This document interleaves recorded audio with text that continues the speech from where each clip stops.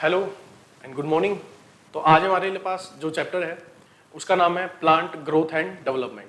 तो यहाँ पर हम प्लांट ग्रोथ के बारे में पढ़ने वाले हैं और ये देखने वाले हैं कि प्लांट जो ग्रोथ है उसको कंट्रोल कौन कर रहा है।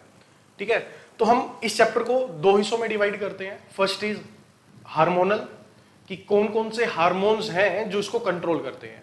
तो आइए धीरे धीरे इसको सीखते हैं और साथ में आप एनसीईआरटी लेके बैठिएगा और एनसीईआरटी में मार्क कीजिएगा प्रीवियस ईयर क्वेश्चंस वगैरह, हम वहां से मार्क करते हुए आगे की ओर धीरे धीरे बढ़ेंगे इसको। तो आइए चैप्टर शुरू करते हैं। तो अब अगर हम देख रहे हैं प्लांट ग्रोथ एंड डेवलपमेंट के बारे में, तो हम सबसे पहले पढ़ने वाले हैं factor controlling growth and development, कि हमारे पास कौन कौन से फैक्टर्स प्रेजेंट हैं जो हमारे पास ग्रोथ एंड डेवलपमेंट को कंट्रोल करते हैं। देखिए, अगर हम बात कर रहे हैं ग्रोथ की, ग्रोथ होना अच्छी बात है, लेकिन कंट्रोल्ड ग्रोथ होना अच्छी बात है। अगर अनकंट्रोल्ड ग्रोथ हो गई कहीं पर भी तो उसको हम क्या बोलते हैं, ट्यूमर, और वही आगे जाके किसका रूप ले लेगा आपके लिए, कैंसर का। इसीलिए आपको कंट्रोल्ड ग्रोथ करनी बहुत जरूरी है। अगर हम सेल पढ़ रहे हैं, सेल डिवीजन पढ़ रहे हैं, तो कंट्रोल्ड सेल डिवीजन जो है वो हमारी बॉडी के लिए अच्छा होता है। अनकंट्रोल्ड सेल डिवीजन की ओर आप जाएंगे तो अनकंट्रोल्ड सेल डिवीजन जो है वो आपको कैंसर की ओर लेके जा सकता है। सेम एज अ प्लांट में भी ऐसा ही होता है। इसीलिए हमारे पास कुछ ग्रोथ फैक्टर्स हैं जो कंट्रोल करते हैं ग्रोथ को, कि कितनी ग्रोथ करनी चाहिए और कहां पर आकर आपको रुकना है। ठीक है ना, जैसे कि फॉर एग्जांपल अगर हम ब्रीदिंग कर रहे हैं तो जैसे हम लंग्स में एयर पंप कर रहे हैं तो ये यहां पर आकर एक ब्रेक लगा। क्यों? क्योंकि अगर मैं इससे ज्यादा एयर अपने अंदर पंप करूंगा तो लंग्स डैमेज हो सकते हैं। तो इसके लिए हमारे पास एक फीडबैक मैकेनिज्म है पोन्स-वेरोली के साथ ब्रेन में। आपने पढ़ा था हिंड ब्रेन के अंदर पोन्स-वेरोली जो कि न्यूमोटॉक्सिक सेंटर की तरह काम करता है। तो आइए आज हम यहां पर अभी पढ़ने वाले हैं factor controlling growth and development. तो there are two factors, first is extrinsic factor and the second one is intrinsic factor. Extrinsic factor कौन से होते हैं? एक्सटर्नल फैक्टर को कैसे फैक्टर्स बोला जा रहा है? एक्सट्रिंसिक। और इंट्रिंसिक फैक्टर कौन से होते हैं? Internal factor. तो हम सबसे पहले बाहरी, जो बाहर से हमें कंट्रोल कर रहे हैं, फॉर एग्जांपल अगर हम पढ़ाई भी कर रहे हैं तो कई सारे फैक्टर्स हैं जो हमें बाहर से कंट्रोल करते हैं, है ना। तो अभी हम यहां पे बाहर के देख रहे हैं कौन कौन से हैं। For example temperature, minerals, oxygen, water and gravity. ये सब के सब कैसे फैक्टर्स हैं? एक्सटर्नल फैक्टर्स हैं। कैसे फैक्टर्स हैं? एक्सटर्नल फैक्टर्स हैं। तो अगर मैं बात करूं एक्सटर्नल फैक्टर में सबसे फर्स्ट नंबर पे कौन है हमारे पास? टेम्परेचर। तो आप लोग बता पाएंगे कि टेम्परेचर कैसे मेरी ग्रोथ को कंट्रोल करेगा? किस तरह से कंट्रोल को ग्रोथ करता है टेम्परेचर? क्योंकि हमारे पास जितनी भी मेटाबॉलिक एक्टिविटीज हैं उन मेटाबॉलिक एक्टिविटीज को कौन कंट्रोल करता है? Enzymes. And enzymes are temperature sensitive and the enzymes are temperature sensitive. अगर उनकी ऑप्टिमम टेम्परेचर उनको नहीं दिया गया तो वो काम करने वाले नहीं हैं, वो काम करने वाले नहीं है। देखिए, तो temperature controlling activity of enzyme and the second one is minerals. अगर हम बात करें मिनरल्स की, देखिए ग्रोथ के लिए हमारे पास दो टाइप के मिनरल्स प्रेजेंट होते हैं, माइक्रोन्यूट्रिएंट एंड मैक्रोन्यूट्रिएंट। माइक्रोन्यूट्रिएंट वो होते हैं जो हमें बहुत ज्यादा स्मॉल क्वांटिटी में रिक्वायरमेंट होती है, एंड मैक्रोन्यूट्रिएंट्स वो होते हैं जो हमें लार्ज क्वांटिटी में रिक्वायर होती है हमारी बॉडी में। और मैक्रोन्यूट्रिएंट को याद करने का क्या था, ट्रिक क्या था? कौन पीएसके का मग, कौन पीएसके का मग। तो कार्बन है, हाइड्रोजन है, oxygen, nitrogen. Clear? And the second जो हमारे पास थर्ड है वो क्या है? ऑक्सीजन।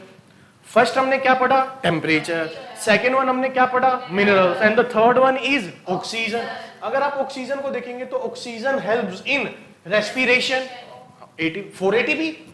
आप देखिए अगर आप माइटोकॉन्ड्रिया में जा रहे हैं तो ऑक्सीजन की रिक्वायरमेंट तो होगी। अब तो आप पूरा का पूरा एटीएस भी पढ़ लिया। अब वहां पर आप देख रहे हैं कि ऑक्सीजन के बिना एटीपी बनने वाले नहीं है, यही था ना। तो ऑक्सीजन की रिक्वायरमेंट है, helps in respiration for ATP. And the fourth one is water. अब वाटर की रिक्वायरमेंट प्लांट को नहीं होगी तो किसको होगी? तो सबसे पहले वाटर की रिक्वायरमेंट कहां होती है हमारे को? फोटोसिंथेसिस में। कहां होती है? फोटोसिंथेसिस में। और कहां पर होती है? सेल इलोंगेशन में। इस चीज को समझिए, अगर आपको ग्रोथ करनी है तो आपके सेल को इलोंगेट तो होना होगा। सेल को क्या होना होगा? इलोंगेट। और ये इलोंगेट करने के लिए आपको इसके अंदर किस चीज की क्वांटिटी बढ़ानी होगी? वाटर की। इसलिए वाटर स्टोरेज बढ़ेगा। वहां पर भी वाटर की रिक्वायरमेंट रहेगी हमारे पास। अच्छा, fifth one is gravity. Gravity, और ये आप क्लास 10th में भी पढ़ा था आपने, ग्रेविटी, जियोट्रोपिज्म। रूट पे कैसा जियोट्रोपिज्म लगता है? पॉजिटिव। शूट पे कैसा लगता है? नेगेटिव। तो ये जियोट्रोपिज्म की कहानी है। तो इसीलिए देखिए हम पढ़ रहे हैं प्लांट को कंट्रोल करने वाले फैक्टर्स के बारे में, और फैक्टर्स टू टाइप के हैं। कौन कौन से? Extrinsic factor and the intrinsic factor. अगर मैं एक्सट्रिंसिक फैक्टर की बात करूं तो वहां पर कौन कौन है मेरे पास? Temperature, mineral, oxygen, water and fifth one is gravity. तो ये सब एक्सट्रिंसिक फैक्टर है, कुछ मेजर एक्सट्रिंसिक फैक्टर है। फैक्टर्स तो और भी होंगे, कार्बन डाइऑक्साइड की कंसंट्रेशन वगैरह, स्ट्रोमेटा, पोटेशियम की कंसंट्रेशन, वो सब चीजें यहां पर कंसीडर करनी है, लेकिन ये हमारी एनसीईआरटी इन मेजर फैक्टर्स पे बात करती है। अब हम आते हैं किस पे? इंट्रिंसिक फैक्टर पे। इंट्रिंसिक फैक्टर कौन से होते हैं? Internal factors. कौन से फैक्टर्स होते हैं? इंटरनल फैक्टर्स को हम इंट्रिंसिक फैक्टर्स बोलते हैं। अब यहां पे देखिए, plant cell is controlled by some intracellular messenger. Intracellular messenger, देखिए फॉर एग्जांपल हम यहां लेके चलते हैं,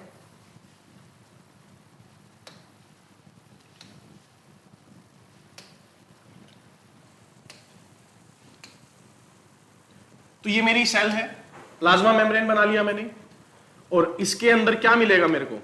न्यूक्लियस, और न्यूक्लियस के अंदर क्या मिलने वाला है मुझे? डीएनए। तो क्या आपको लगता है कि डीएनए इस सेल की ग्रोथ को कंट्रोल करेगा? यस सर, क्योंकि डीएनए तो कंट्रोलिंग कर ही रहा है सब कुछ। तो डीएनए कैसा है? इंटरसेल्यूलर या फिर extra cellular controlling factor? Intercellular. तो डीएनए का जो कंट्रोल है वो कैसा है? इंटरसेल्यूलर। इंटरसेल्यूलर। और अगर आप देखिए यहां पे, अगर मेरे पास टू सेल्स हैं, ठीक है ना, और इन टू सेल्स को आपस में कम्युनिकेट करना है, किसी केमिकल्स के थ्रू कम्युनिकेट करेंगे, किसी केमिकल्स के थ्रू कोऑर्डिनेट करेंगे, तो ये इंटरनल है या एक्सटर्नल है? एक्सटर्नल है। कैसा है ये? एक्सटर्नल। इंटरनल है या एक्सटर्नल है? एक्सटर्नल।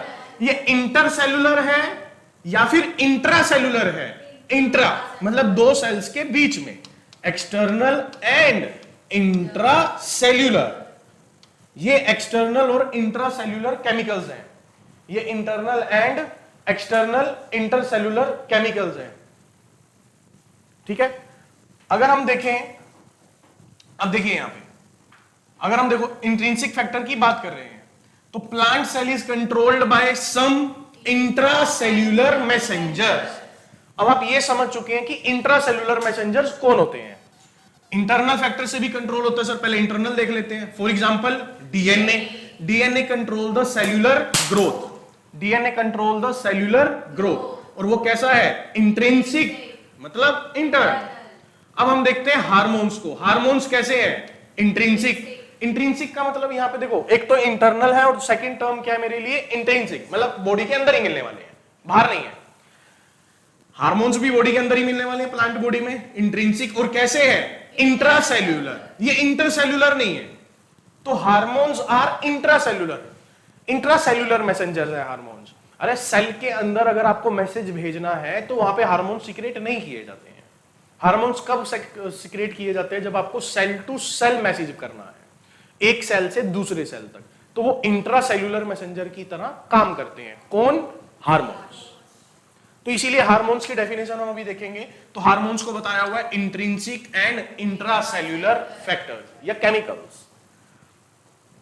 अब आए, तो अगर मैं बात करूं प्लांट ग्रोथ रेगुलेटर की, प्लांट ग्रोथ रेगुलेटर, अब ये वो चीज है जो प्लांट की ग्रोथ को रेगुलेट कर रहे हैं, ठीक है। तो आइए इनको देखते हैं। तो सबसे पहले पढ़ना शुरू कीजिए। Intrinsic intracellular chemicals is known as hormone. तो अगर आपसे हार्मोन्स की डेफिनेशन पूछेगा तो क्या डेफिनेशंस बनेगी आपके लिए? Intrinsic intracellular chemicals is known as hormone. और प्लांट हार्मोन को हमने डिफरेंट नाम भी दे रखे हैं, जैसे फॉर एग्जांपल फाइटो हार्मोन, ताकि हम पहचान सकें कि हमारे पास वो जो हार्मोन्स हैं वो कौन से हैं। तो फाइटो हार्मोन लिखा हुआ तो ऑब्वियस सी बात है कि वो कैसे हार्मोन्स होंगे? प्लांट्स के। तो अब आपको हार्मोन्स की डेफिनेशन क्लियर हुई। Hormones are intrinsic intracellular chemicals. Clear यहां तक गेम? अच्छा, अब हार्मोन्स के बारे में देखते हैं आगे। Hormones are organic molecules, organic molecules है, मेनली कार्बन के बने हुए हैं। ऑर्गेनिक मॉलिक्यूल्स हैं। सेकंड, सिंपल मॉलिक्यूल्स हैं, मतलब बहुत ज्यादा कॉम्प्लेक्स स्ट्रक्चर नहीं है। फॉर एग्जांपल स्टार्च की तरह बहुत ज्यादा कॉम्प्लेक्स स्ट्रक्चर नहीं है, सिंपल स्ट्रक्चर है, simple molecule. Diverse chemical nature, diverse chemical nature का मतलब है कि ऑक्सीजन जो है, फॉर एग्जांपल ऑक्सीजन इंडोल का डेरिवेटिव है, इंडोल कंपाउंड का डेरिवेटिव है।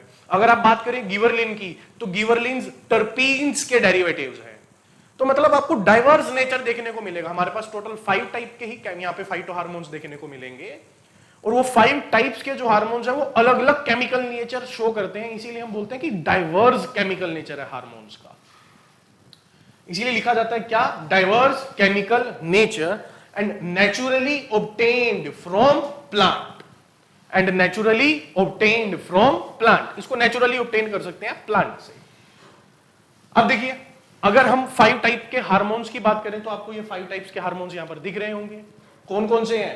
Auxin, gibberellin, cytokinin, ethylene, ABA.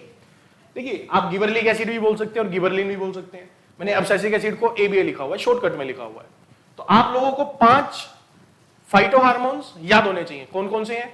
Auxin, gibberellin, cytokinin, ethylene, ABA. Abscisic acid, ये सब के सब क्या है? Plant growth regulators. क्या है ये? Plant growth regulators. इसीलिए इन्हें हम पीजीआर लिख देते हैं, पीजीआर, और साथ में लिख दिया स्मॉल एस। स्मॉल एस किसके लिए? Plant growth regulators. एक नहीं है, कई सारे हैं। कितने हैं टोटल? 5। कौन कौन से? ऑक्सिन, तो ये 5 हमारे पास प्लांट ग्रोथ रेगुलेटर्स है। ठीक है ना। आपको एक बात बताता हूं, हम क्लास 10th तक ये पढ़े जा रहे थे कि ऑक्सिन एक हार्मोन है ना। ऑक्सिन एक हार्मोन नहीं है। Auxin is a group of class जिसमें बहुत सारे केमिकल कंपाउंड्स आते हैं जिन सबका फंक्शन सेम है। फॉर एग्जांपल, आप लोग ये मान के चल रहे थे कि क्लास 10th एक पर्सन का नाम है। क्या क्लास 10th एक पर्सन का नाम है? नहीं, क्लास 10th एक ग्रुप ऑफ स्टूडेंट का नाम है, जिसके अंदर जो सभी स्टूडेंट्स हैं वो 10th स्टैंडर्ड में पढ़ रहे हैं। उन सबका काम सेम है। उन सबका काम क्या है? कि अपनी प्रिपरेशन करेंगे फॉर क्लास 10th बोर्ड के लिए। तो auxin is a group of class. वो एक ग्रुप है जिसके अंदर बहुत सारे हमारे पास केमिकल्स देखने को मिलेंगे। तो ऑक्सिन में आपको इंडोल एसिटिक एसिड भी देखने को मिलेगा, indole acetic acid, indole butyric acid. अब ये दोनों आपको सर ये ऑक्सिन तो नहीं है, इन दोनों का काम ऑक्सिन की तरह है। ऑक्सिन एक क्लास है, गिबरलिक एसिड एक क्लास है जिसके अंदर हमें कई सारे हार्मोन्स लाइंस में देखने को मिलेंगे, मतलब कई सारे केमिकल्स कंपाउंड देखने को मिलेंगे जिन सबका बिहेवियर सेम है। फॉर एग्जांपल, आप टीचर किसको बोलोगे? अब मैं आपको अगर पढ़ा रहा हूं तो मैं भी टीचर हूं, अगर मेरी तरह कोई और काम कर रहा है तो उसको भी तो आप टीचर बोल सकते हो। तो इस फॉर सेम यही है कि ऑक्सिन में भी सेम ही है। Auxin is not a specific name, auxin is like a teacher, कि अगर कोई भी टीचर की तरह काम कर रहा है तो आप उसे क्या बोल सकते हैं? टीचर, कि हमारे टीचर है। तो आइए इन पे देखते हैं कैसे हमें पढ़ना है। सुनो, ग्रोथ को इंक्रीज करना या ग्रोथ को डिक्रीज करना। आप ग्रोथ को डिक्रीज भी कर सकते हो, ग्रोथ को इंक्रीज भी कर सकते हो। तो देखिए, हमारे पास 5 टाइप के हार्मोन्स थे, उनमें से plant growth promoter and plant growth inhibitor, तो मैंने उनको 2 टाइप में डिवाइड कर दिया कि एक तो है मेरे पास प्लांट ग्रोथ प्रमोटर्स हैं और एक मेरे पास प्लांट ग्रोथ इनहिबिटर्स हैं। अगर मैं बात करूं प्लांट ग्रोथ प्रमोटर्स की, तो उन प्रमोटर्स में कौन कौन आ रहे हैं? Auxin, gibberellin, cytokinin. ये ग्रोथ को प्रमोट करते हैं। और अगर हम बात करें इनहिबिटर की, तो इनमें कौन कौन है? इथाइलिन और एब्सिसिक एसिड, और एब्सिसिक एसिड। आपको ये दोनों याद होने चाहिए कि प्लांट ग्रोथ प्रमोटर कौन से हैं और प्लांट ग्रोथ इनहिबिटर कौन से हैं। देखिए, हम पढ़ रहे हैं प्लांट ग्रोथ एंड डेवलपमेंट, उसमें हम सबसे पहले हार्मोन्स के बारे में पढ़ रहे हैं कि hormones are intrinsic intracellular chemicals. अब उसके अंदर हमने देखा कि 5 टाइप्स की हमारी क्लास है, जिसमें ऑक्सिन, गिबरलिन, साइटोकाइनिन, इथाइलिन और एबीए।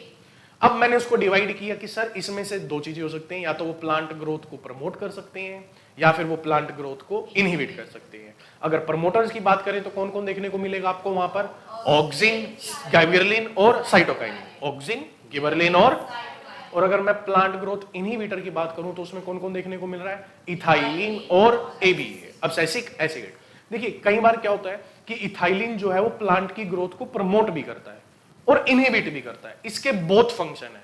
एनसीईआरटी लिखती है इस लाइन को कि प्लांट इथाइलिन जो है वो प्लांट की ग्रोथ को प्रमोट भी कर रहा है और इनहिबिट भी कर रहा है, लेकिन मेजर फंक्शन उसका क्या है? इनहिबिट करना।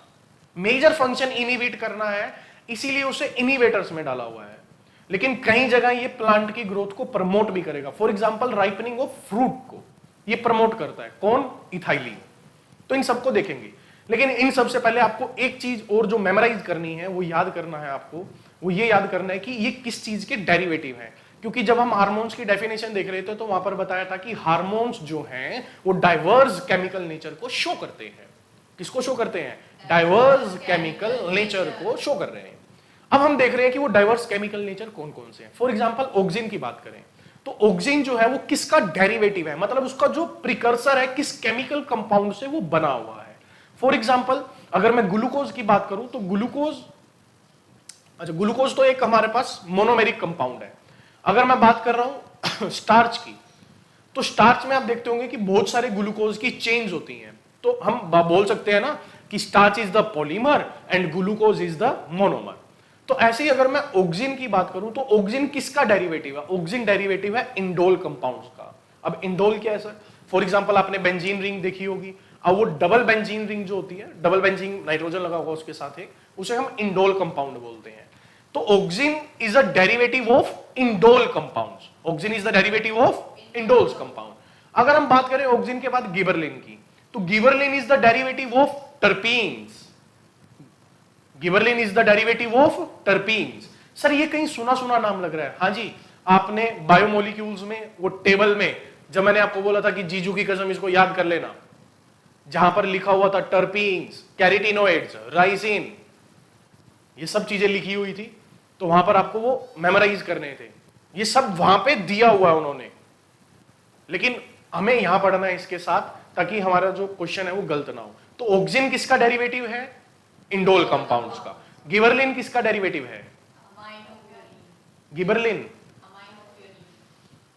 गिबरलिन टर्पीन्स क्या है भाई? गलत लिखा हुआ है,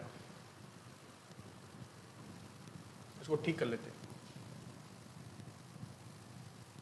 ये अमाइनोप्यूरिन का है। तो गिबरलिक एसिड की बात करें तो ये किसके डेरिवेटिव्स हैं? टर्पीन्स के। और साइटोकाइनिन की बात करें तो ये किसके डेरिवेटिव्स हैं? अमाइनोप्यूरिन के। अमाइनोप्यूरिन के साइटोकाइनिन। और अगर हम प्लांट ग्रोथ इनहिबिटर में देखें तो एब्सिसिक एसिड किसका डेरिवेटिव है? कैरोटीनॉइड। कैरोटीनॉइड डेरिवेटिव है। और कैरोटीनॉइड आप देख रहे थे पिगमेंट है, फोटोसिंथेसिस में देखा होगा आपने कैरोटीनॉइड्स। तो एब्सिसिक एसिड किसका डेरिवेटिव है? कैरोटीनॉइड्स का। और इथाइलिन किसका डेरिवेटिव है? इथाइलिन तो इथाइलिन ही है, खुद ही गैस है ये तो। Ethylene CH2 double bond CH2, ये है इथाइलिन। तो आपको ये डेरिवेटिव्स याद रखने हैं कि कौन किसका डेरिवेटिव है। क्लियर यहां तक की गया? अब हम पढ़ेंगे कि सर हमें हार्मोन्स को कैसे स्टडी करना है। हमारे पास डिफरेंट स्टेप्स हैं। जैसे फॉर एग्जांपल हम फिजिक्स में करते हैं स्टेप ऑफ वर्किंग, तो यहां पर भी हम स्टेप ऑफ वर्किंग देखेंगे कि हम इनको पढ़ने कैसे वाले हैं। एक एक करके पढ़ेंगे। फॉर एग्जांपल सबसे पहले किसको पढ़ने वाला हूं मैं? डिस्कवरी। किसकी डिस्कवरी कैसे हुई। And the second thing is site of synthesis, कि ये कहां पर बनने वाले हैं, site of synthesis. And the third one examples. For example auxin, auxin की क्लास है। ऑक्सिन में बहुत सारे एग्जांपल्स हैं, हम उन्हें पढ़ेंगे कि कौन से नेचुरली हैं और कौन से आर्टिफिशियल हैं। उसके हम पढ़ेंगे टेस्ट। यहां पर इस टेस्ट को बायो एसे टेस्ट बोला जाता है, कि किस तरह से आप कंफर्म करोगे कि ये ऑक्सिन है, कि उसका टेस्ट कैसे किया जाए। जैसे ऑक्सिन का टेस्ट है कोलियोप्टाइल टेस्ट, अभी देखते हैं उसमें। और फिफ्थ क्या है इसका? प्रिकर्सर। ये किससे बने हुए हैं? जैसे कि ऑक्सिन, ऑक्सिन का प्रिकर्सर कौन था? इंडोल कंपाउंड्स, तो वो प्रिकर्सर लिखनी है। And role of particular hormones, कि उसका रोल क्या है। तो हम ये टोटल 6 स्टेप्स को फॉलो करते हुए इन पूरे हार्मोन्स को कंप्लीट करेंगे और एनसीईआरटी को साथ साथ पढ़ते रहेंगे। तो आई थिंक अभी हमें क्या करना है कि यहां तक की एक बार एनसीईआरटी देख लेते हैं कि एनसीईआरटी यहां तक क्या कहती है। तो आप साथ में एनसीईआरटी लीजिए और एनसीईआरटी को देखते हैं।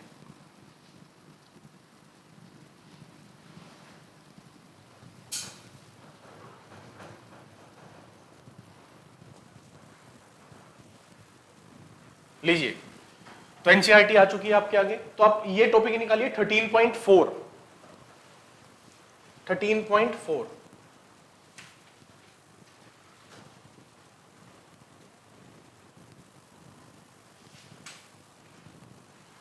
देखिए, आइए पढ़ना शुरू करते हैं। Plant growth regulators. चलिए, तो हम बात कर रहे हैं सबसे पहले कैरेक्टरिस्टिक्स की। The plant growth regulators that is PGR are small simple molecules of diverse chemical composition. लिखा इन्होंने, यही बात हमने पढ़ी थी अभी। They could be indole compounds, indole compound हो सकते हैं, एडेनिन डेरिवेटिव्स हो सकते हैं, जो हम अमीनोप्यूरिन की बात कर रहे थे। ये देखिए टर्पीन्स, टर्पीन्स किसका है? गिबरलिक एसिड का, वहां गलत लिखा था। टर्पीन्स किसका है? गिबरलिक एसिड का। And derivative of carotenoids is abscisic acid. और गैसेस का कौन है? फॉर एग्जांपल गैसेस में कौन है हमारे पास? इथाइलिन। तो इन्होंने एक ही लाइन में सब चीजें लिख दी और यहां से वो आपसे बहुत डिफिकल्ट क्वेश्चन डाल के पूछने वाले हैं। तो आपको ये मेमोराइज होना चाहिए कि कौन किसका प्रिकर्सर है, कौन डेरिवेटिव्स है। ठीक है, आगे बढ़ते हैं। Plant growth regulators are variously described as plant growth substances, या आप उसको क्या बोल सकते हो? प्लांट हार्मोन्स बोल सकते हो, या फिर क्या बोल सकते हो? फाइटो हार्मोन्स इन लिटरेचर्स। मतलब आप जब भी कोई भी बुक पढ़ोगे तो आपको इस तरह से उनके नाम को डिस्क्राइब करते हुए देख सकते हैं। आगे देखते हैं। The PGRs can be broadly divided into two groups. कितने ग्रुप्स में डिवाइड किया उन्हें? Two. Based on their function in a living plant body. One group of PGR involved in growth promoting activities such as cell division, cell enlargement, pattern formation, tropic growth, flowering, fruiting and seed formation. ये सब चीजें जो है ये plant की growth में responsible होती है। अरे सेल एलोंगेशन करवाना है, सीड फॉर्मेशन करवाना है, फ्लावरिंग करवानी है, ये सब जो है वो प्लांट की ग्रोथ में रिस्पॉन्सिबल है। ठीक है, और growth fruit these are also called plant growth promoters. Example auxin, gibberellins and auxin किसका डेरिवेटिव है? इंडोल कंपाउंड का। गिबरलिन किसका का डेरिवेटिव है? टर्पीन्स का। और साइटोकाइनिन किसका डेरिवेटिव है? अमाइनोप्यूरिन्स। अमाइनोप्यूरिन्स या एडेनिन का डेरिवेटिव है, प्यूरिन में एडेनिन आता है। The PGR of the other group play an important role in plant response to wounds and stress of biotic and abiotic origin। इस पे आता हूं मैं एक बार। ये wound और stresses का क्या मतलब है? They are also involved in various growth inhibiting activities। growth को inhibit करते हैं, such as dormancy and abscission। The PGR abscisic acid belong to this group। The gaseous PGR ethylene could fit either of the groups। देखो लिखा ना उन्होंने, the gaseous PGR ethylene could fit either of the, but it is largely an inhibitor, of growth activities। देखिए for example हमारे पास adrenaline है। अगर हमारा adrenaline आता है तो वो, आप बताइए एड्रेनलिन हमारी बॉडी में अगर आ रहा है तो वो हमारे लिए बेनिफिशियल है या हार्मफुल है? एड्रेनलिन बेनिफिशियल है या हार्मफुल है? दोनों हो सकते हैं। सर हम उसे हार्मफुल तो नहीं बोल सकते क्योंकि कई बार वही हमारी जान बचाता है, कई बार हम उसी की वजह से बचते हैं। तो एक टाइम होता है, due to external condition, extrinsic factor, हम यहां पर भी काम कर रहे हैं। फॉर एग्जांपल हमारा जो प्लांट है वो बहुत ज्यादा स्ट्रेस में है। स्ट्रेस मतलब उसको वाटर नहीं मिल रहा है। तो अब आप क्या चाहते हो कि मैं उसके स्टोमेटा ओपन करवा दूं और स्टोमेटा ओपन करवा के ट्रांसपिरेशन से जितना भी वाटर था वो भी लॉस करवा दिया जाए? क्या ऐसा होना पॉसिबल है क्या? नहीं, उसे तो प्लांट जल्दी मर जाएगा। तो उस केस में कौन इंपॉर्टेंट रोल प्ले करने वाला है? अब्सेसिक एसिड, जो स्टोमेटा को ओपन होने नहीं देगा, स्टोमेटा को ओपन होने नहीं देगा। अगर वो स्टोमेटा ओपन नहीं हो रहे हैं तो ट्रांसपिरेशन नहीं होगा। हाँ ये भी है कि आपका फोटोसिंथेसिस भी रुक जाएगी, मतलब ग्रोथ रुकी है, किसी टाइम के लिए ग्रोथ को मैंने रोक दिया है। ठीक है ना। देखो ये इतनी सी लाइन में इन्होंने सब कुछ पेल दिया, कह रहे जी लो जी। ये आपको बिल्कुल देखो एक एक लाइन याद होनी चाहिए यहां से कि क्या पढ़ रहे हैं हम लोग। क्लियर यहां तक की गेम। अब हम आगे ना वहां से, the discovery of plant growth regulator. इन्होंने क्या करा है, सभी डिस्कवरी ऑक्सिन गिबरलिन सभी डिस्कवरीज को एक साथ दे दिया गया, लेकिन हम इसको अलग अलग पढ़ेंगे। जब ऑक्सिन पढ़ेंगे तो ऑक्सिन की डिस्कवरी देख लेंगे, गिबरलिन पढ़ेंगे तो गिबरलिन की डिस्कवरी देख लेंगे, ठीक है। और आपको आज बिहार के दर्शन भी करवाएंगे यहां पे।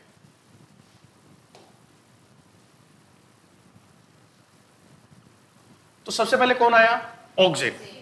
तो हम सबसे पहले बात कर रहे हैं किसकी, ऑक्सिन की। चलिए पढ़ना शुरू करते हैं। It is not a single compound, ये अब हमने देखना है कि it is not a single compound, it is a group of compounds play similar role in growth. मतलब इन सबके रोल्स सिमिलर है। फॉर एग्जाम्पल टीचर, इन सबके रोल्स सिमिलर है, तो हमने टीचर बोल दिया सभी को। आगे देखते हैं, डिस्कवरी किसने की।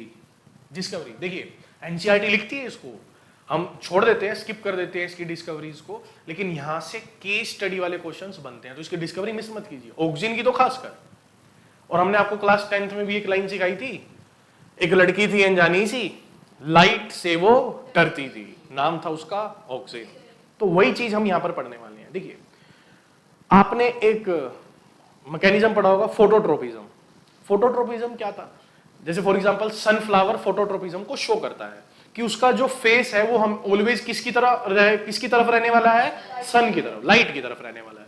तो इसके ऊपर हमारे जो दो बायोलॉजिस्ट हैं, बहुत इंपॉर्टेंट बायोलॉजिस्ट थे उस टाइम पर, मतलब बहुत जाना माना नाम था, चार्ल्स डार्विन। आप लोगों ने नाम सुना होगा डार्विन का, है ना, कंप्लीट नेम उसका चार्ल्स डार्विन है, और उसका बेटा फ्रांसिस डार्विन। तो ये दोनों फोटोट्रोपिज्म पे काम कर रहे थे। फोटोट्रोपिज्म मतलब कि लाइट कहां से आ रही है और प्लांट का रिस्पॉन्स क्या है उस लाइट के अकॉर्डिंगली, कि अगर आप लाइट को इधर से डाल रहे हो, इधर से डाल रहे हो, इधर से डाल रहे हो, तो प्लांट का क्या रिस्पॉन्स है उस लाइट के अकॉर्डिंगली।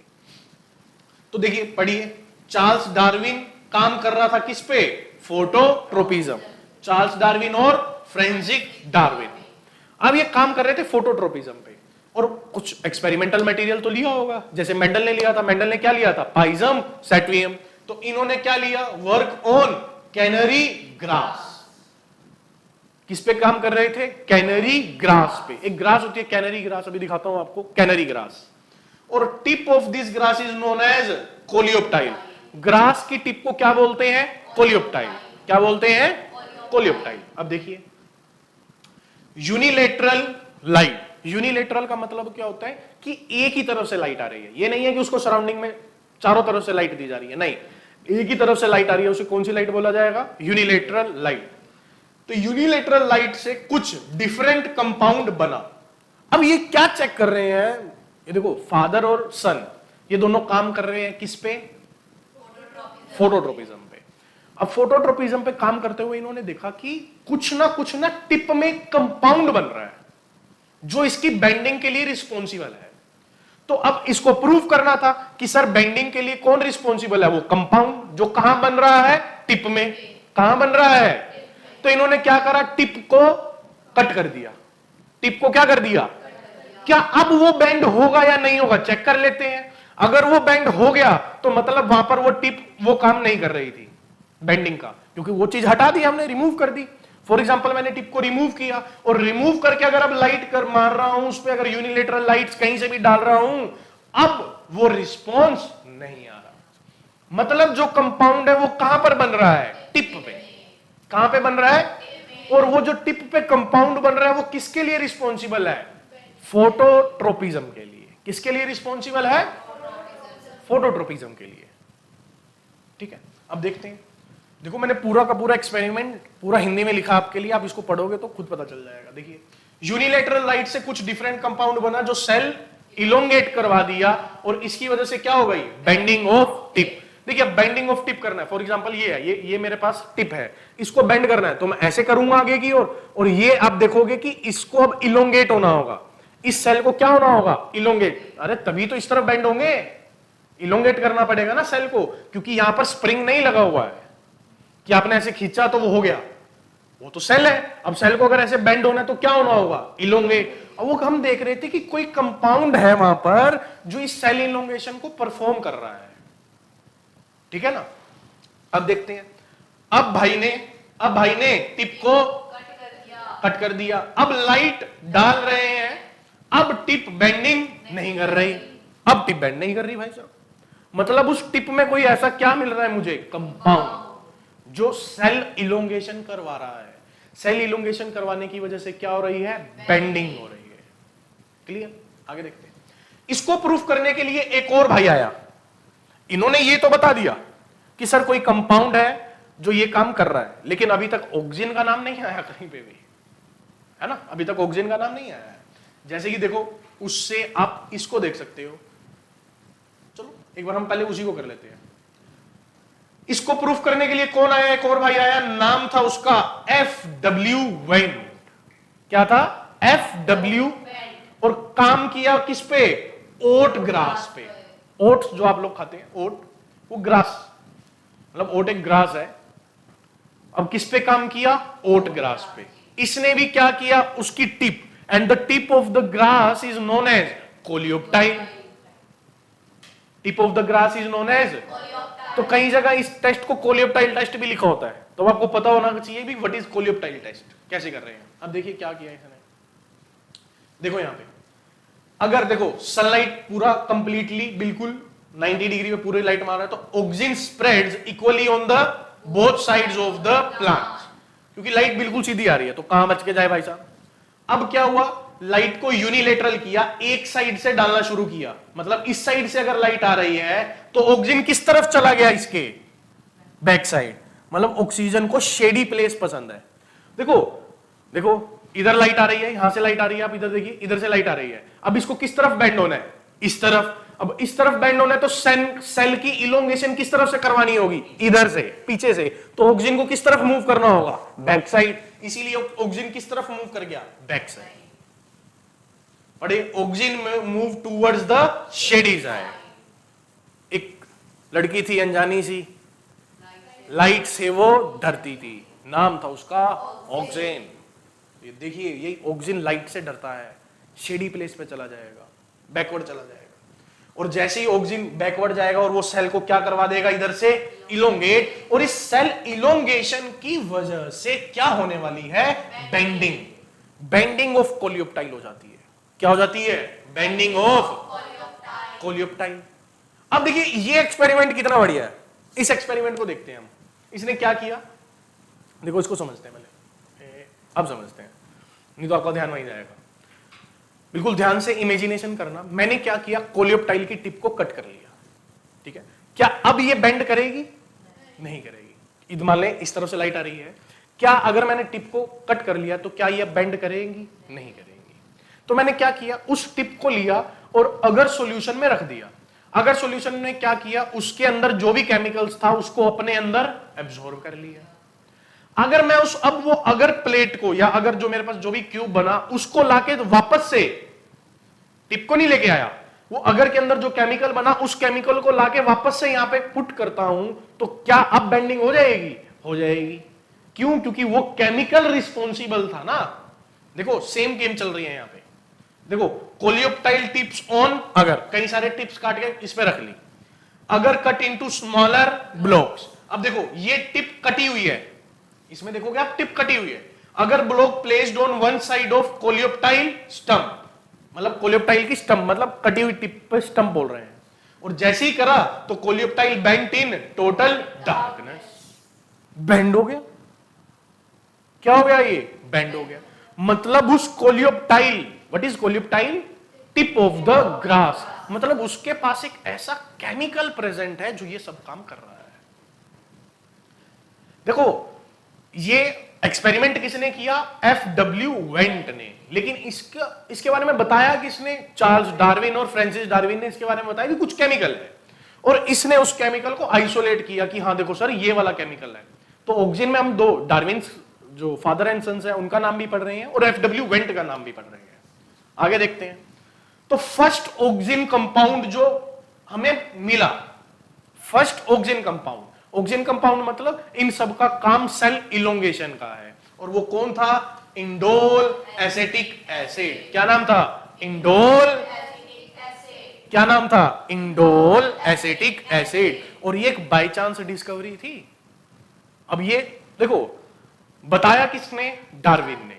इसका एक्सपेरिमेंट किसने किया? एफडब्ल्यू वेंट ने। लेकिन इस केमिकल को प्योरीफाई, मतलब वो जो हमारे पास एक सॉल्यूशन होता है उसमें से प्योर कल्चर किसने किया?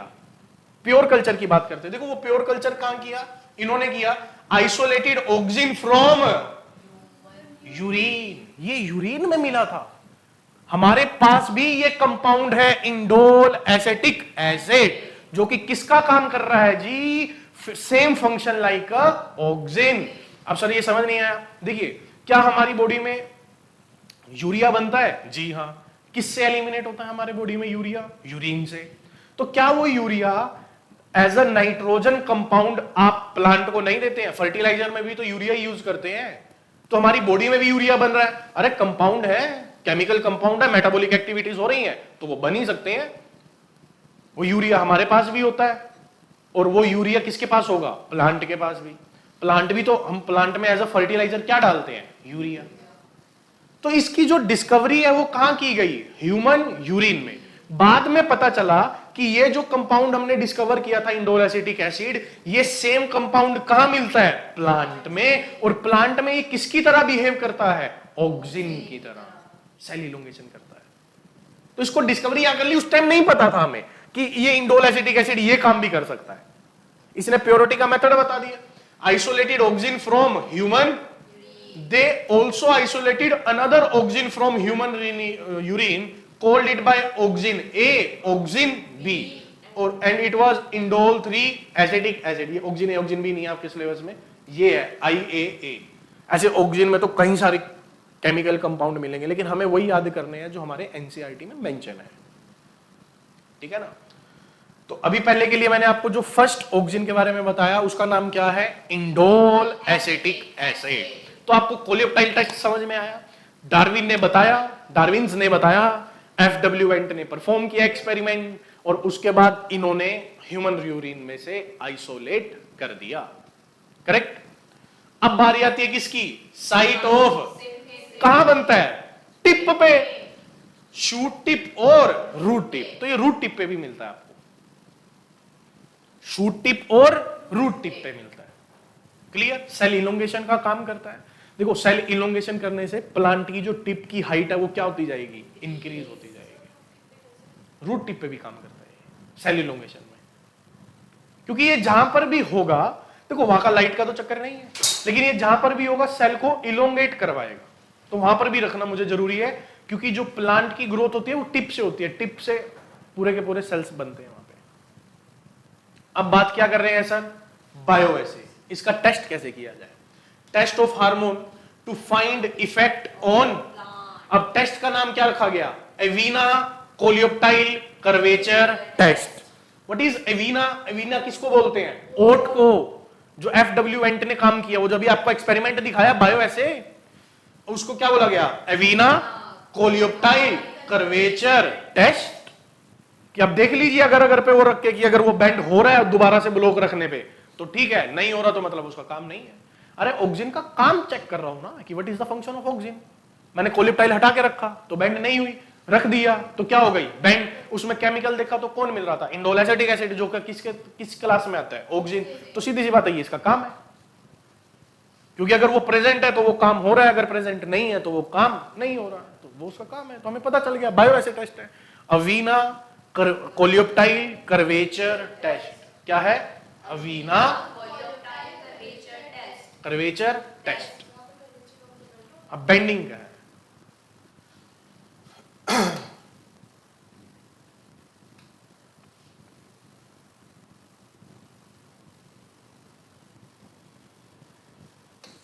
और यहां पर प्रिकर्सर क्या लिखने वाले हो आप? Indole compound. आप इंडोल कंपाउंड लिखिए। प्रिकर्सर कौन है यहां पे? Indole compounds. ये उनसे बनना है। अब एग्जांपल्स की बारी आ गई। नेचुरल ऑक्सीजन कौन कौन से हैं? IAA और IBA। ये याद होने चाहिए, पेपर में आते हैं। IAA, what is IAA? Indole acetic acid. अगर हम ऑक्सीजन की बात कर रहे हैं तो ऑक्सीजन एक क्लास है जिसके अंदर हमें बहुत सारे डिफरेंट टाइप के कंपाउंड देखने को मिलेंगे। अगर हम बात करें कि नेचुरली, जो नेचुरल बनते हैं, और हमने क्या करा, सिंथेटिक भी बना लिए, क्योंकि आपने देखा होगा कि हम स्प्रे करते हैं, अगर हम फील्ड में जा रहे हैं तो स्प्रे वगैरह किया जाता है ताकि ग्रोथ ज्यादा हो सके। तो अब हम इतना सारा स्प्रे कैसे बनाएं, नेचुरल तो बना नहीं पाएंगे, तो हमने ऐसा कोई कंपाउंड देखा जो सेम बिहेव कर रहा है किसकी तरह, ऑक्सीजन की तरह। अब ऑक्सीजन की क्लास के केमिकल्स की तरह उसमें कौन कौन है जो नेचुरली मिलता है, indole acetic acid, and the second one is indole butyric acid. Indole acetic acid, indole butyric acid. अब हम बात करते हैं किसकी, सिंथेटिक ऑक्सीजन की। किसकी, सिंथेटिक ऑक्सीजन। सिंथेटिक ऑक्सीजन में कौन है, Na, मतलब naphthalene acetic acid, naphthalene and 2,4-D, 2,4, ये सबसे इंपॉर्टेंट है, 5 स्टार क्वेश्चन, अभी बताऊंगा जो काम क्या है। 2,4-D, 2,4-D, two four dichlorophenoxy acetic acid. क्या है, 2,4-डाइक्लोरोफिनॉक्सी एसिटिक एसिड। क्या है, two four dichlorophenoxy acetic acid, two four dichlorophenoxy acetic acid, two four dichlorophenoxy acetic acid. अगर हम बात करें नेचुरल ऑक्सीजन की, नेचुरल ऑक्सीजन में कितने हैं, 2। कौन कौन से, indole acetic acid and second one is indole butyric acid. अगर हम बात करें आर्टिफिशियल में तो first one is NaA, naphthalene acetic acid, and the second one is 2,4-D, two four dichlorophenoxy acetic acid. कौन है, 2,4-डाइक्लोरोफिनॉक्सी एसिटिक एसिड। क्लियर। अब पढ़ते हैं D4D, 2,4-D is synthetic oxygen and natural oxygen. True या फॉल्स, क्या ये दोनों है, नहीं, ये तो सिंथेटिक है, तो फॉल्स है। अच्छा, all oxygen having indole rings, all oxygen having indole rings, false, क्योंकि नेचुरल ऑक्सीजन में इंडोल रिंग मिलती है, इनमें इंडोल रिंग्स नहीं है, तो ऑक्सीजन में तो दोनों गिने जाएंगे, चाहे वो नेचुरल हो चाहे सिंथेटिक हो। तो नेचुरल वालों में तो इंडोल रिंग मिलती है, लेकिन आर्टिफिशियल्स में नहीं मिलती। तो all oxygen having indole rings, नहीं। 2,4-D सिंथेटिक ऑक्सीजन है, नेचुरल ऑक्सीजन फॉल्स। कैसा ऑक्सीजन है 2,4-D, सिंथेटिक। अब बारी आती है रोल ऑफ ऑक्सीजन की। यहां से अब आपके बारे में, अब यहां से आपको बिल्कुल एक एक चीज को समझ के चलना है कि what is role of oxygen. ले लेते हैं यहां कलर ग्रीन, अब ठीक है। तो आइए अब पढ़ते हैं। तो सबसे पहले प्रोमोट एब्सिशन। एब्सिशन का मतलब क्या होता है, सेपरेट करना। Of old leaf, old leaf को क्या लिखा होता है, सेनिसेंस, सेनिसेंस बोल देते हैं कि सेनिसेंस करवाएगा ओल्ड लीव्स का। देखिए, अगर हम प्लांट की बात करें तो प्लांट में आपको न्यू जो यंग लीव्स हैं वो भी देखने को मिलेंगे और ओल्ड लीव्स भी देखने को मिलेंगे। तो हमारा काम क्या है, अगर आपको ग्रोथ करवानी है तो किसको रखोगे आप, ओल्ड लीव्स को या यंग लीव्स को, यंग को। तो ओल्ड लीव्स को सेपरेट कराना होगा, उन्हें सेनिसेंस में जाना होगा कि चलो जी अब आपका चला गया, हो गया काम, आप जाइए। सेनिसेंस में क्या होता है कि यंग जो लीव्स हैं हमारे, जो ओल्ड लीव्स हैं, उसमें से जितने भी न्यूट्रिएंट हैं उनको एब्जॉर्ब प्लांट वापस कर लेगा अपने पास। देखो वो जो लीव है वो सेनिसेंस हो गए, डाउनफॉल होने वाला है उसका, जमीन पे गिरेगी जाके वो। लेकिन अब प्लांट ये समझदारी दिखाता है कि उस टाइम पर उसमें जितने भी न्यूट्रिएंट्स हैं उसको क्या कर लेता है, एब्जॉर्ब, मोबाइल न्यूट्रिएंट्स बोलते हैं उन्हें, एब्जॉर्ब कर लेता है। और किसको दे देगा, यंग लीव्स को, कि अब तुम काम करो, है ना। तो प्रमोट एब्सिशन मतलब, अब हर एक लाइन का मतलब, जो टर्म्स है उसका मतलब लिखा हुआ है साथ में। Promote abscission and of old leaves of old leaf and fruit, और इसको क्या लिखा होता है कई बार, senescence. And prevent abscission of leaf and, what is the meaning of abscission, separate, मतलब ये यंग लीफ और फ्रूट को सेपरेट होने नहीं देगा, ओल्ड वाले को सेनिसेंस और एब्सिशन करवा देगा। कौन, ऑक्सीजन, पहला काम। अगला second, promote flowering in pineapple. Pineapple में ये फ्लावरिंग प्रोड्यूस करता है, ये सब में करेगा नहीं, किस, हर एक में स्पेसिफिक काम है इसका, क्योंकि हर एक का इसका रिस्पॉन्स अलग अलग है। तो promote flowering in pineapple, pineapple में फ्लावरिंग प्रोड्यूस करवा देता है कौन? Auxin. Third, auxin promote growth of apical bud and prevent the growth of lateral bird. अब सर ये क्या चीज है? देखिए हमारे पास डायग्राम है, यहां पर जो बिल्कुल टिप पे आपको बर्ड मिलती है वो क्या होती है? Apical bud. क्योंकि इसी बर्ड से या तो आप ब्रांच बनाओगे या फिर लीव्स प्रोड्यूस होंगी, जो भी चीज नई निकलनी है वो एपिकल बर्ड से निकलेगी। तो ऑक्सिन जो है वो किसको प्रोड्यूस करवाता है? Apical bud. अगर ऑक्सिन वहां ज्यादा है, देखो एपिकल बर्ड होगी तभी तो प्लांट की ग्रोथ होगी, तभी तो उसकी लेंथ इंक्रीज होगी, एपिकल बर्ड होगी तो। और दूसरी कौन सी है? Lateral bird. तो ऑक्सिन किसको प्रमोट करवाता है? Auxin, auxin promote growth of and prevent growth of lateral bird. इसीलिए हम क्या लिखते हैं कि ऑक्सिन शोज एपिकल डोमिनेंस। इसीलिए ऑक्सिन जो है वो एपिकल डोमिनेंस शो करता है। वो कहता है कि एपिकल, एपिकल मींस टिप पे काम होना चाहिए, लेटरली नहीं। क्यों? लेटरल करते हैं प्लांट, लेकिन वो उनकी और जो हार्मोन्स हैं उनकी वजह से करते हैं। लेकिन ऑक्सिन का मेन काम क्या है? कि इस एपिकल बर्ड पे डोमिनेट करवाना। ठीक है, आगे बढ़ते हैं। अगर if we remove apical bud, if we remove, अब मैंने एपिकल बर्ड काट दी तो क्या होगा? देन ओनली एक्सिलरी या फिर लेटरल बर्ड्स आर ग्रोन, और क्या होना शुरू होगा? ब्रांचिंग इंक्रीज होगी। इसीलिए आप देखते होंगे हमारे घर में या जो भी पार्क वगैरह में घूमते हैं तो वहां पर क्या होता है कि टिप को काट देते हैं। टिप करने से नीचे से हेज निकल जाती है, तो कई सारी ब्रांच बन जाएंगी फिर नीचे की ओर। ये ऐसा काम हम टी प्लांटेशन में भी करते हैं, क्योंकि हमें देखो ब्रांचेस ज्यादा चाहिए, ब्रांचेस ज्यादा होंगी तो लीव्स भी ज्यादा आएंगे। जैसे कि टी प्लांटेशन में, टी प्लांटेशन में चाय जो आपकी फेवरेट है सबकी, उसमें किस चीज का यूज होता है? लीव्स का।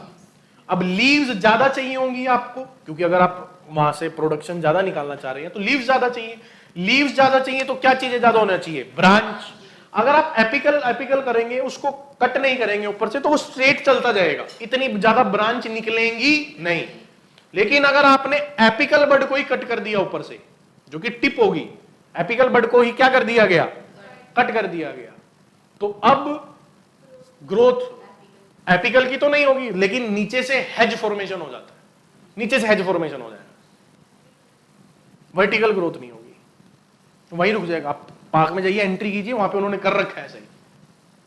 अब देखिए वहां जाके देख के आना, जो यहां पर हमारा पार्क है वहां पे आप एंट्री करेंगे मेन गेट से, तो मेन गेट के एंट्री पे ही उन्होंने वो कटिंग कर दी थी। अब उसकी वजह से आप देखना नीचे से एपिकल बर्ड तो हट गई, क्योंकि ऑक्सीजन तो टिप पे मिलता है। अब वो एपिकल डोमिनेंस तो गई, अब कौन ग्रोथ कर रहा होगा वहां पे? लेटरल। तो अब देख के आइएगा तो आपको और ज्यादा समझ में आएगा किसका, ताकि हेज मेकिंग हो सके, नीचे से ब्रांच बन सके, वो देखने में अच्छा लगता है। भाई एक ऐसे प्लांट आ रहा है और नीचे से तो एपिकल बर्ड देखो, इसलिए हमने लिखा ना हेज मेकिंग, ये हेज मेकिंग में काम करता है, हेज मेकिंग में काम करता है। अब fourth one is rooting in stem cutting. आपने देखा होगा जब हम स्टेम कट करते हैं, फॉर एग्जांपल रोज की स्टेम कट करके रखते हैं, तो उसको पहले किस में डिप कर ले? ऑक्सिन में, क्योंकि ऑक्सिन वहां पर क्या प्रमोट करता है? रूट ग्रोथ, क्योंकि वहां पर मेरे को रूट प्रोड्यूस करनी होती है। तो root in stem cutting used in horticulture, मतलब फ्लावरिंग इंडस्ट्री में इसको बहुत ज्यादा यूज किया जाता है। ऑक्सिन में डिप कर करके लगाते हैं ताकि ऑक्सिन वहां पे जाए और किसका काम करके दे? रूट को, रूट की ग्रोथ को क्या करे? प्रमोट करे।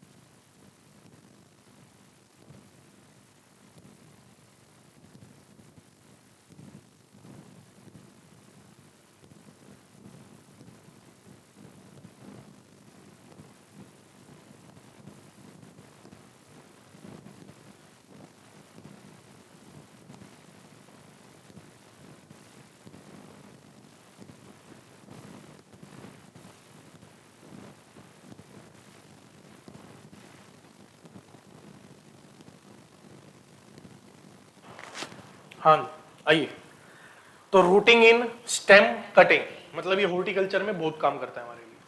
अब एक और चीज है कि ऑक्सिन प्रमोट्स पार्थिनोकार्पी। क्या प्रोड्यूस करती है? पार्थिनो। अब सर ये व्हाट इज पार्थिनोकार्पी? देखिए ध्यान से समझिए, आपने पढ़ा था stigma, style and ovary. Ovary में देखो, अब आपने पढ़ा था डबल फर्टिलाइजेशन, है ना? मेल गैमेट आता है, एक किसके साथ फ्यूज होता है? एग सेल के साथ। एंड द सेकेंड वन किसके साथ फ्यूज होता है? पोलर न्यूक्लियाई, जो एंडोस्पर्म बनाता है। जब ये फ्यूजन हो जाता है, उसके बाद जो हमारा ओव्यूल है, ओव्यूल किस में फॉर्म होना शुरू होता है? सीड में। एंड ओवरी किस में फॉर्म हो जाती है? फ्रूट में। और ये ओवरी को कौन बताता है कि अब तेरा टाइम आ चुका है कि तू किस में डेवलप हो जा? फ्रूट में। ऑक्सिन, क्योंकि उस टाइम ऑक्सिन की कंसंट्रेशन ज्यादा हो जाती है। तो हमने क्या करा? प्लांट में ऑक्सिन की कंसंट्रेशन पहले ही ज्यादा कर दी, जिससे ओवरी डायरेक्ट किस में कन्वर्ट हो गई? फ्रूट में। मतलब अब यहां पे फर्टिलाइजेशन की रिक्वायरमेंट नहीं पड़ी। अब मुझे फर्टिलाइजेशन की रिक्वायरमेंट नहीं है, मतलब अब जो मेरा फ्रूट होगा, क्या उसमें सीड प्रेजेंट होगा? नहीं। तो इसलिए सीडलेस फ्रूट बनाने में ऑक्सिन हेल्प करता है, पार्थिनोकार्पी करवा देता है। आइए, after pollination auxin concentration is, therefore ovary is converted into fruit. If we increase oxygen concentration without, ovary is directly converted into fruit. मतलब मैंने हैक कर लिया उनको, क्योंकि मुझे पता चला कि इसकी कंसंट्रेशन से ये काम हो रहा है, मैंने हैक कर लिया। और कैसा बनेगा? Fruit without, and the process is known as parthenocarpy. और इसको हम मेनली किस में यूज करते हैं? फॉर एग्जांपल इन टोमेटो में यूज कर लिया जाता है। तो auxin promote flowerings in pineapple, auxin promotes apical dominance, auxin promotes roots in horticultures. Roots को प्रमोट करता है जब स्टेम कटिंग करते हैं। देखो कई सारे है ना, ये सभी लिख लिख के याद करने होंगे कि कहां पर किसका क्या फंक्शन है। ये एग्जामिनेशन के क्वेश्चन है। अब क्योंकि सब काम अलग अलग हो रहे हैं ना, अब auxin act as weedicide. Weeds समझते हैं, what is weed? Unwanted plant. मतलब आपकी जो फील्ड थी वहां पर जो अनवांटेड प्लांट है, फॉर एग्जांपल आपने वहां पे राइस लगाए, अब राइस के साथ मान लो कि वीट भी लग गया भाई साहब साथ में कुछ, तो वो वीट जो है वो राइस के जो न्यूट्रिएंट्स खुद ले लेगा। अब राइस को अच्छे से मिल नहीं पाएंगे, ना वीट की ग्रोथ अच्छी होगी ना राइस की ग्रोथ अच्छी होगी। तो हम क्या कर रहे हैं? यहां से वीट को क्या कर रहे हैं? रिमूव कर रहे हैं। तो वो वीड की तरह काम करेगा जो अनवांटेड प्लांट है मेरे लिए। Auxin act as in dicots में, किसमें? और मेन एग्जांपल कौन है उसमें? 2,4-D in grass lawns. Golf club में आप देखते होगे ग्रास लॉन्स होता है ना, वहां पे वीड्स नहीं अच्छी लगती, तो वहां पर क्या करते हैं? ऑक्सिन यूज फॉर, और ये डाइकोट्स प्लांट्स के किसको ब्लॉक कर देता है? फोटोसिस्टम। अब आप फोटोसिस्टम 2 को ब्लॉक करवा दो तो क्या फोटोसिंथेसिस होगी? नहीं होगी। तो फोटोसिंथेसिस नहीं होगी तो कुछ बनेगा ही नहीं, तो प्लांट अपने आप मर जाता है। इसलिए 2,4-D act as a weedicide for dicots. Dicots को मारने का काम आता है 2,4-D, मोनोकोट्स में काम नहीं करता, क्योंकि हर एक प्लांट के मैकेनिज्म्स अलग अलग है। तो किस में काम कर रहा है मेनली? ये डाइकोट्स में काम कर रहा है। किस में काम कर रहा है? डाइकोट्स में काम कर रहा है।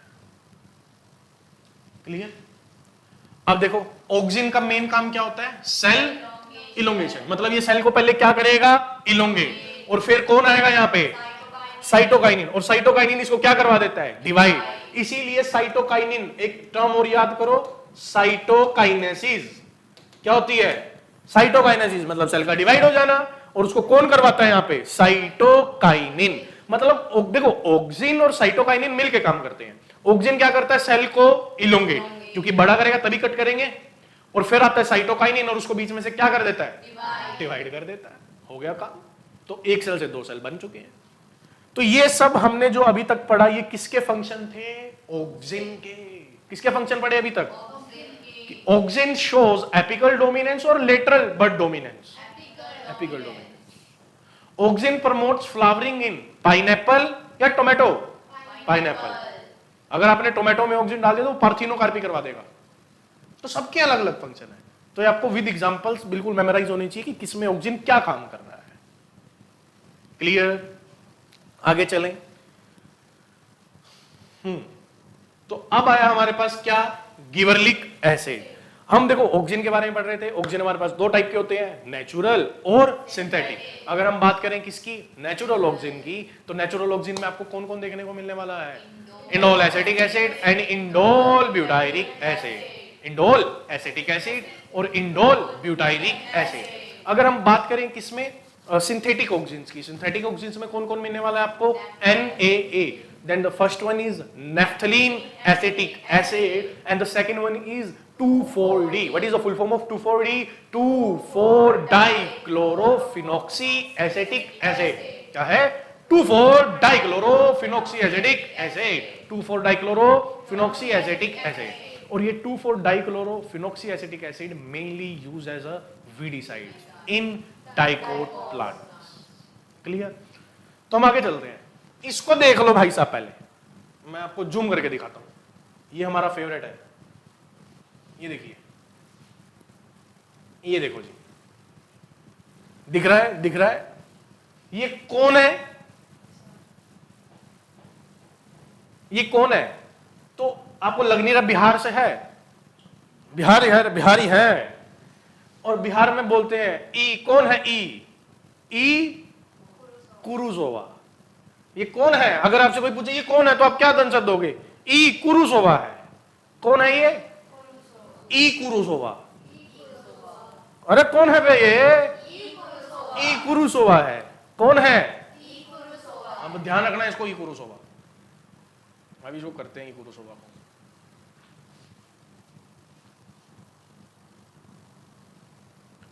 तो ये आपने ई कुरुसोवा देख लिया। हाँ, इसी गर्लफ्रेंड थी हमारे पास, पढ़ती थी पहले पिछले साल। गिबरलिक एसिड, डिस्कवरी क्या है? गिबरलिक एसिड की डिस्कवरी देख लेते हैं।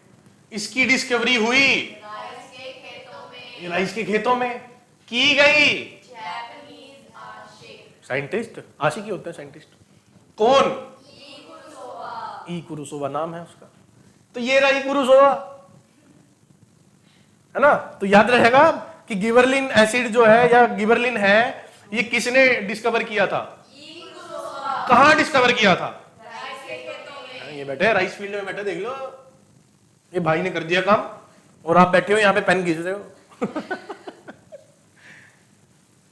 तो उसने देखा, देखो पूरी पूरी एक्सप्लेनेशन, उसने देखा कि राइस के कुछ प्लांट्स की हाइट ज्यादा थी, तो पता किया कि एक केमिकल, कौन? गिबरलिक एसिड, देखा कि ये तो फंगस की वजह से है। देखो क्या हो रहा था, ई कुरुसोवा ने क्या चेक किया, उसने देखा कि राइस के प्लांट्स में कुछ जो प्लांट्स हैं, राइस के फील्ड में कुछ प्लांट्स जो हैं, उनकी हाइट अब नॉर्मल है। अगर मेनली मान लो कि 2 फीट की हाइट होनी चाहिए, तो उनकी हाइट 6 फीट की हो गई। तो वो कह रहे हैं यार ये 6 फीट के क्यों हो गए?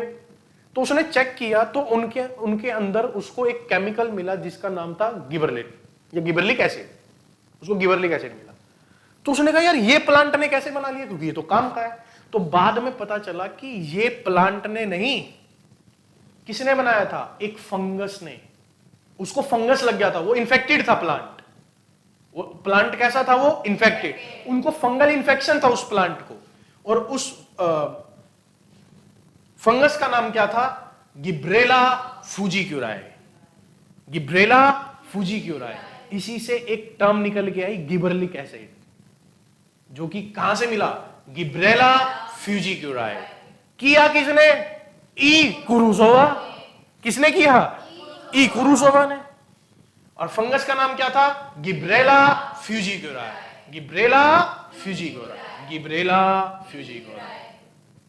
और बाद में देखो, अब सीधी सी बात है, अगर गिबरलिक एसिड वहां पे काम कर रहा है तो प्लांट भी तो गिबरलिक एसिड बनाता होगा, तभी उसको फंगस ने भी गिबरलिक एसिड दे दिया तो वो काम कर गया। ऐसे तो मैं आपको गिबरलिक एसिड दे देता हूं सर, मैं आपको इंजेक्शन लगा देता हूं गिबरलिक एसिड का, क्या आपकी हाइट इंक्रीज हो जाएगी? नहीं, क्योंकि आपकी बॉडी में गिबरलिक एसिड बनता ही नहीं है और ना ही वो काम करता है।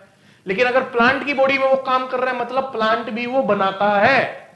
अब मैंने कहा कि हम थोड़े से फिर ग्रीडी, क्योंकि हाइट बड़ी होगी तो ब्रांचेस ज्यादा आएंगे, ब्रांचेस ज्यादा आएंगे तो जो हमारा प्रोडक्शन है वो भी ज्यादा होने वाला है। तो हमने क्या किया, गिबरलिक एसिड जो प्लांट खुद एक अमाउंट तक बनाता था हाइट इंक्रीज करने के लिए, हमने ले लेके इंजेक्शन भर भर के उनमें लगा लगा के उनकी हाइट को बहुत ज्यादा इंक्रीज कर दिया। जैसे शुगर केन में बहुत काम आती है, शुगर केन की हाइट ज्यादा होनी चाहिए। तो gibberellic acid are synthesized by fungi plant both तो नहीं प्रोड्यूस करते हैं इसको। हाँ हाँ सिंथेटिकली बना सकते हैं। तो अभी आएंगे सिंथेटिकली भी कौन से। अब आइए, gibberellic acid present only in angiosperm और जिम्नोस्पर्म। एल्गी है ना, एल्गी में काम नहीं करता, ब्रायोफाइट में काम नहीं करता, टेरिडोफाइट में काम, सिर्फ एंजियोस्पर्म और जिम्नोस्पर्म। अब आइए, प्रिकर्सर कौन है इसका, प्रिकर्सर कौन है, कहां पढ़ा था, क्रेब साइकिल में, वो है यहाँ पे प्रिकर्सर। एसिटाइल कोएंजाइम जो किसको बनाता है, और टर्बीन से क्या बनता है, गिबरलिक एसिड, गिबरलिक। और इसके एग्जांपल है gibberellic acid 1, gibberellic acid 2, gibberellic acid. जो सबसे पहले डिस्कवर किया ई कुरोसावा ने, वो मैच हुआ किससे, गिबरलिक एसिड 3 से। तो ये कई डिफरेंट टाइप के केमिकल्स हैं, मतलब किसी में मिथाइल ग्रुप सेकंड पोजीशन पे है, किसी पे मिथाइल ग्रुप थर्ड पोजीशन पे है, किसी पे 7th पोजीशन पे है, तो इनको अलग अलग नाम दिए गए, लेकिन इन सबके काम सेम थे। तो gibberellic acid 1, gibberellic acid 2, gibberellic acid.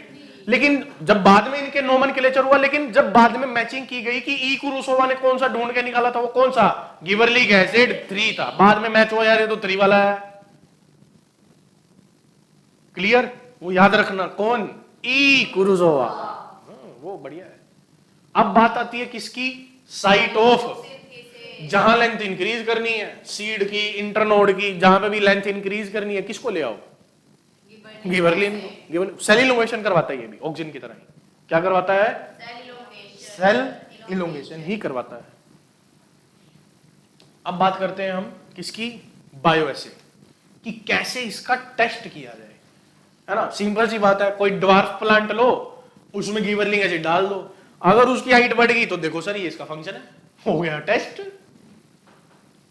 तो ड्वार्फ पी प्लांट बायोएसिड, ड्वार्फ में स्मॉल्टी था, ड्वार्फ में कौन था, अगर मैं इसको नेचुरली छोड़ता, क्या स्मॉल्टी अब यहां पर क्या काम कर रहा है, गिबरलिक एसिड को नहीं बना पा रहा। अगर कैपिटल टी होता तो वो क्या बना लेता, गिबरलिक, और प्लांट की जो लेंथ है उसको क्या करवा देता, लेकिन स्मॉल्टी नहीं कर रहे। लेकिन मैं अगर बाहर से उसको दे दूं इंजेक्शन से, तो क्या वो अपनी लेंथ इंक्रीज कर लेगा, कर लेगा ना, कर गया, लेंथ इंक्रीज हो गई, लेंथ को इंक्रीज कर लिया, क्लियर। एक और टेस्ट है बार्ले एंडोस्पर्म बायोएसिड, इस पे आने से पहले हम पढ़ते हैं इधर, रोल पढ़ते हैं पहले, रोल्स में समझ आएगा। यार देखो, हमने डिस्कवरी पढ़ ली, ई कुरोसावा ने की, साइट ऑफ सिंथेसिस जहां पे भी लेंथ इंक्रीज करनी हो वहां पे आ जाएगा कौन, गिबरलिक एसिड। अब हम पढ़ लेते हैं सीधा सा इसका रोल ऑफ गिबरलिक एसिड के रोल्स क्या है, रोल्स इंपॉर्टेंट है। सबसे पहला, increase length of axis in grapes, grapes में नोड इंटरनोड समझते हो, शुगर केन देखा ना आपने ऐसे, ये वाला पार्ट क्या होता है, इंटरनोड, ये वाला पार्ट क्या होता है, नोड, ये वाला, और दो नोड के बीच में क्या मिलती है। अब कोई भी बड वगैरह निकलनी होती है वो कहां से निकलती है, नोड से। कहां से निकलती है, नोड से निकलती है, क्लियर। तो इंप्रूव, तो सबसे पहले तो पढ़ा मैंने increase length of axis in grapes, grapes में वो काम करता है। सेकेंड वन क्या है मेरे पास, इंप्रूव शेप एंड साइज, किसका, apple and pear, apple and pear का शेप एंड साइज को मेंटेन करवाता है कौन, गिबरलिक एसिड। अगला, हैसेंस मतलब fast juvenile phase in conifers, conifers means gymnosperm, मतलब देखो वो धीरे धीरे ग्रोथ करते, धीरे धीरे होते ना, जैसे हम देखें तो हम कहते हैं सर 18 ईयर्स तक हम अपना ग्रोथ कर रहे हैं, गिबरलिक एसिड डाला उसने फटाफट आपकी हाइट को क्या करवा दिया, इंक्रीज। तो वो जुवेनाइल फेज, वो छोटे वाला फेज था, वो तो क्या हो गया, खत्म हो गया, फटाफट बितवा दिया, हैसन कर दिया उसको, मतलब फास्ट कर दिया गया। अब अच्छा ये रहा, प्रोमोट मोल्टिंग इन ब्रूइंग इंडस्ट्री। माल्टिंग का मतलब क्या होता है, देखिए यहां पे आप देखते हो कि जब हम अल्कोहल फॉर्मेशन करते हैं तो इनका फर्मेंटेशन किया जाता है अल्कोहल बनाने के लिए, तो उस प्रोसेस को बोलते हैं, जो हमारी इंडस्ट्री है अल्कोहल इंडस्ट्री, उसे क्या बोला जाता है, ब्रूइंग इंडस्ट्री। उसमें जो हम माल्टिंग करते हैं, माल्टिंग मतलब यहाँ पे हम वो जो स्टार्च है उसको अल्कोहल में कन्वर्ट कर रहे हैं, उस प्रोसेस को क्या करता है, ये प्रमोट करता है कि ये प्रोसेस होना चाहिए, ये प्रोसेस। अब ये प्रोसेस कब होगा, जब आपके पास क्या प्रेजेंट होगा, स्टार्च, और जितना स्टार्च है वो सारा का सारा प्रमोट होना चाहिए, मोल्टिंग में जाना चाहिए ना सारा का सारा स्टार्च। अब वो सारा का सारा स्टार्च अगर चला गया तो ये टेस्ट बन गया। पढ़िए क्या टेस्ट लिखा हुआ है, बायो एंडोस्पर्म बायो एसिड। इन एंडोस्पर्म बहुत सारा क्या होता है, और ये एंडोस्पर्म के बाहर एक लेयर मिलती है, कौन सी layer, aleurone layer. In aleurone layer amylase is, when water is present, digest करेगा किसको, स्टार्च को, क्योंकि अमाइलेज कार्बोहाइड्रेट को डाइजेस्ट करता है, अमाइलेज तो डाइजेस्ट करता है किसको, स्टार्च को।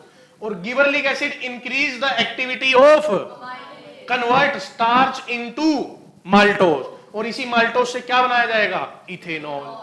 मतलब गिबरलिक एसिड डालने के बाद आपका जो ये सब प्रोसेस है ये फास्ट हो जाएगा। कैसे, गिबरलिक एसिड जो है वो किसको प्रमोट करता है, एक्टिविटी ऑफ अमाइलेज। और अमाइलेज क्या करती है, जो एंडोस्पर्म के अंदर स्टार्च है उसे पहले माल्टोज में कन्वर्ट करेगी, और वो माल्टोज बाद में फटाफट किस में कन्वर्ट करवा दिया जाएगा, इथेनॉल में। मतलब ब्रूइंग इंडस्ट्री में गिबरलिक एसिड को as a synthetic hormone use करते हैं, ताकि ये काम कैसा हो सके, फास्ट, जल्दी हो सके। तो वहां पे गिबरलिक एसिड का यूज है। तो इसीलिए मैंने यूज के बाद आपको ये टेस्ट भी बता दिया। अब delay senescence of fruit, ripening period increase, इससे क्या हो जाएगा, स्टोरेज टाइम इंक्रीज। कैसे, देखिए मान लो कि एक फार्मर है, उसके भाई साहब बहुत 10 एकड़ में उसने आम लगाए, है ना। तो क्या हो, क्योंकि जब एक वेदर कंडीशन होती है उसी टाइम पे हम सीडिंग करते हैं ना, उसी टाइम पे सीड इकट्ठे लगते हैं। तो क्या हो कि सारे के सारे 10 एकड़ के आम एक ही दिन पक गए, फिर वो क्या चाहेगा कि एक ही दिन सभी पक जाए, नहीं, क्योंकि एक ही दिन पक गए तो सबको मार्केट में कैसे लेके जाएगा, एक ही दिन में बेचने पड़ जाएंगे सबके सब। और यहां तो डिमांड और सप्लाई का गेम है कि नहीं।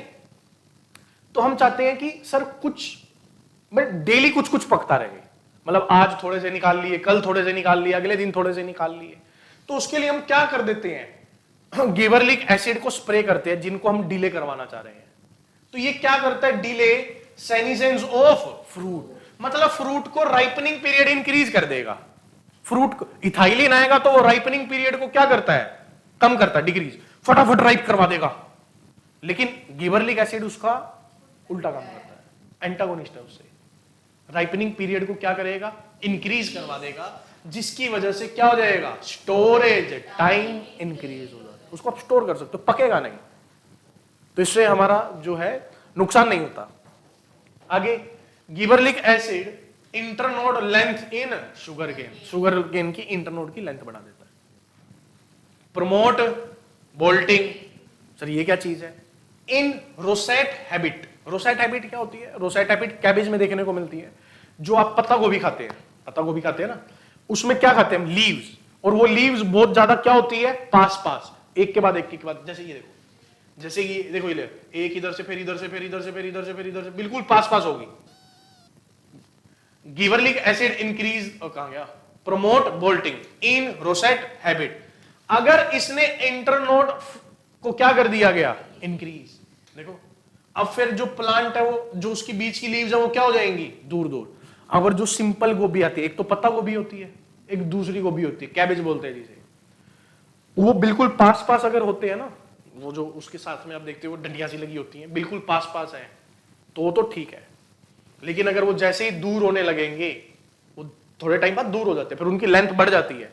जो ऊपर का जो फ्लावर आप लोग खाते हैं, जो ऊपर लगा होता है, वो अलग अलग हो जाते हैं। फिर कुछ एक इधर मिलेंगे, इधर मिलेंगे, इधर मिलेंगे, इधर मिलेंगे, ऐसे खुल जाता है। फिर वो हम खाते नहीं है।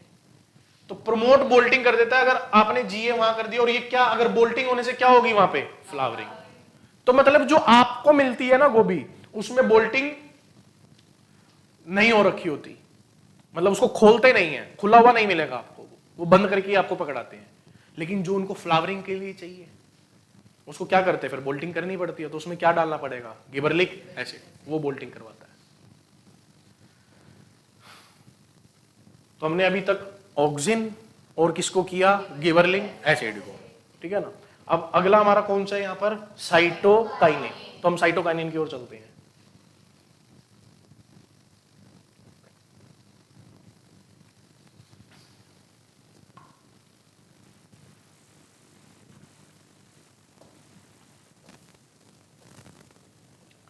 अब हम किस में आ गए, साइटोकाइनिन में, ठीक है।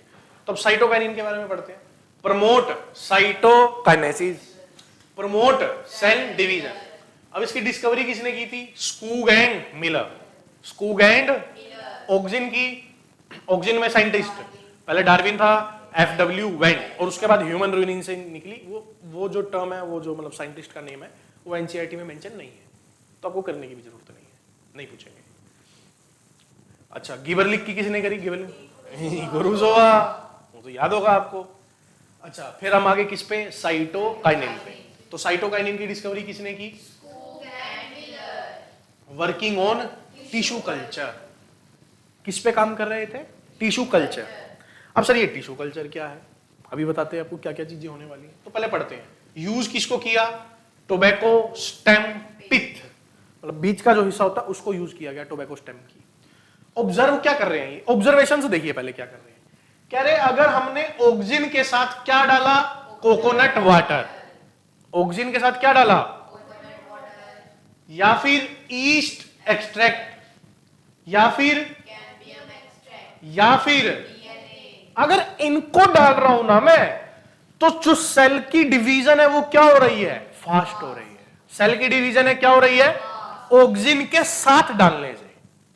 ऑक्सिन प्लस में अगर मैं इनको डाल रहा हूं तो जो सेल की डिवीजन है वो क्या हो रही है, फास्ट हो रही है, बहुत जल्दी हो जाता है सर, ग्रोथ हो रही है। क्योंकि ऑक्सिन का मेन काम क्या होता है, सेल, और साइटोकाइनिन आके उसको क्या करता था, तो ऑक्सिन तो मैंने डाल दिया, मतलब सेल क्या हो चुकी है, अब उसको क्या करना है, कौन करवा रहा है, कोकोनट, क्योंकि कोकोनट वाटर में किसकी अमाउंट ज्यादा मिलती है, साइटोकाइनिन की, साइटो अमाउंट ज्यादा मिलती है। इसीलिए कोकोनट वाटर जब आपकी बॉडी में जाता है तो सेल डिवीजन को प्रमोट करवाता है। इसीलिए बोलते हैं कुछ भी आपको अगर दिक्कत है, डेंगू है, कुछ भी है, तो सेल डिवीजन को प्रमोट कराने के लिए कोकोनट वाटर का यूज किया जाएगा आपके लिए।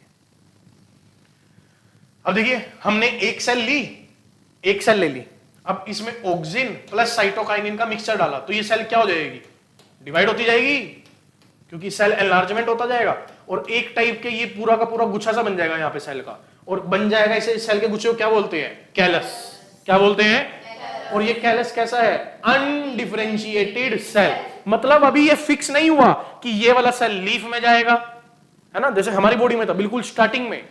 हमारी बॉडी में जो सेल्स होते हैं जब हम एम्ब्रियो में होते हैं या जाइगोट बनता है, जाइगोट से एम्ब्रियो बनता है, जाइगोट में जब हम 8 सेल या 32 सेल स्टेज में आते हैं, मोरुला ब्लास्टुला वो बनते हैं, वहां पे फिक्स तो नहीं है ना अभी कि ये वाली सर आईज में जाएगी, ये वाली ब्रेन बनाएगी, वहां पर फिर उनको क्या किया जाता है, डिवाइड किया जाता है ना, division of labour, division of labour, भाई तू अपना ये वाला जीन एक्टिवेट कर ले, आप ये वाला जीन एक्टिवेट कर लो, आप ये वाला एक्टिवेट कर लो। तो अभी जो मेरे पास सेल है वो कैसी है, अनडिफरेंशिएटेड। डिस्कवरी किसने की इसकी, स्कूग एंड मिलर ने। अब मिलर ने क्या करा, इसको आइसोलेट कर लिया इस केमिकल को, और नाम क्या दिया, काइनेटिन। क्या नाम दिया, फर्स्ट साइटोकाइनिन बना फ्रॉम एनिमल सोर्स। इसको काइनेटिन को बॉडी से निकाला गया, मतलब एनिमल सोर्स से निकाला गया। कैसे निकाला गया, सुनो, पकड़ी एक, लिया उसका, और डीएनए में क्या मिला, साइटोकाइनिन। डीएनए में क्या मिला, साइटोकाइनिन। फर्स्ट प्लांट साइटोकाइनिन का नाम क्या था, जियाटिन, जो प्लांट से मिला, क्या नाम था, जियाटिन। अब हम साइटोकाइनिन पढ़ रहे हैं, देखो यार साइटोकाइनिन में आप लोग समझते हैं कि दो टाइप हमारे पास होते हैं ना, भाई बहुत सारी सर एक ही वो थोड़ी ना होगा केमिकल, कई सारे हैं, जैसे काइनेटिन, जियाटिन। काइनेटिन किसका है, एनिमल सोर्स से मिला हुआ, और प्लांट सोर्स से मिला हुआ कौन है, जियाटिन। कहां से मिला, मेनली फ्रॉम कर्नल ऑफ मेज, वो जो मक्की के दाने होते हैं उसमें से मिला, कौन, जियाटिन। कौन मिला, जियाटिन। साइट ऑफ सिंथेसिस कहां मिलेगा, जहां पे क्या हो रही हो, active cell, young fruit, young leaves, shoot, root tip, जहां पर ये देखो ऑक्सिन और साइटोकाइनिन भाई बहन साथ में ही आते हैं, दोनों मिलकर ही काम करते हैं, जहां भी करेंगे, ठीक है। इसके एग्जांपल कौन हो गए, काइनेटिन और जियाटिन। प्रिकर्सर कौन है इसका, अमाइनो प्यूरिन। बायो एसिड क्या है साइटोकाइनिन का, बायो एसिड देखते हैं। देखो जैसे ही आपने एक लीफ पे क्या किया, अप्लाई साइटोकाइनिन कर दिया आपने अप्लाई। ओ यार, एक बूढ़ा आदमी है ना, एक बूढ़ा आदमी में क्या होता है कि सेल डिवीजन इतने अच्छे से नहीं हो रहा होता, आपने उसको साइटोकाइनिन दे दिया, अब सेल डिवीजन अच्छे से, अब मरेगा क्या वो, अब बूढ़ा होगा क्या वो, नहीं। तो जैसे ही आपने अप्लाई साइटोकाइनिन किया तो क्या हो गया, डिले इन सेनिसेंस, अब सेनिसेंस गिरेगी नहीं, वो बूढ़ी नहीं होगी वो।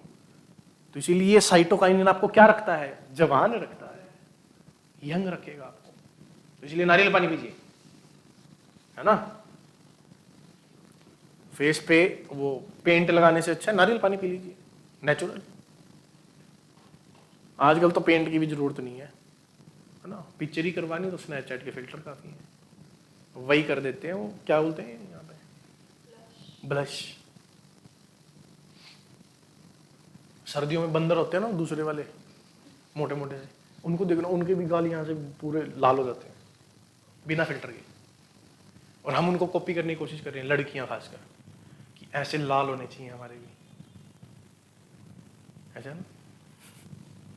चलो रोल ऑफ साइटोकाइनिन देख लेते हैं। Promote cytokinesis, promote new leaf, हाँ क्योंकि सेल डिवीजन होगा तो न्यू लीफ तो करवाएंगे।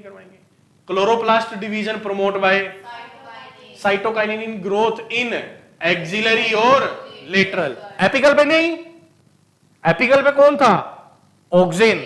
एक्सिलरी और लेटरल, मतलब लेटरल सेम बात है, एक्सिलरी और लेटरल पे कौन काम कर रहा है, साइटोकाइनिन। मतलब बाकी हर जगह तो सेम काम कर रहे हैं, यहां अलग हो गए कि ऑक्सिन एपिकल पे है और ये लेटरल पे है, तो इसको ध्यान रखना।